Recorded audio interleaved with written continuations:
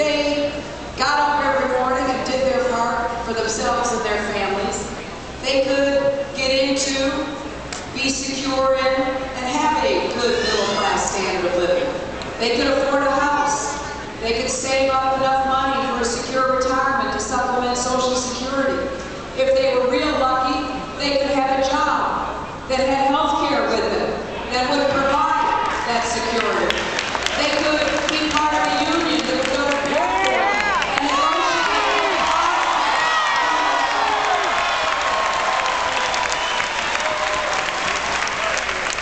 You know, when you think about it, we had it figured out pretty well, didn't we? And we grew the economy of our country in the last half of the 20th century, and we grew a more prosperous middle class. We knocked down barriers to entry. We created so much more wealth.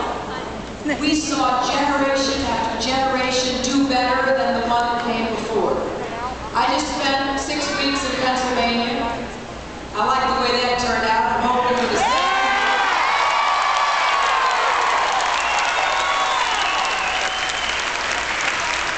It really meant a lot to me because my grandfather came as a child of this country. At the age of 11, he went to work at a factory in a lace mill. He worked hard every day, 6 days a week. But he could see the results of his labor because he could buy a house. It was a duplex. He could raise his 3 sons, including my dad. He could save a little money. He could build with his own hands a little cottage on the shore of a lake outside Scranton. He could send his boys to college. A young man who went to work when he was 11, never graduated from high school. My dad went into the Navy. When he got out, he started a small business. He worked hard every day, and it was really a small business. You know, usually the only people who helped him were my mother and my brothers and me. And sometimes he'd hire people to come in and help as well for a period of time.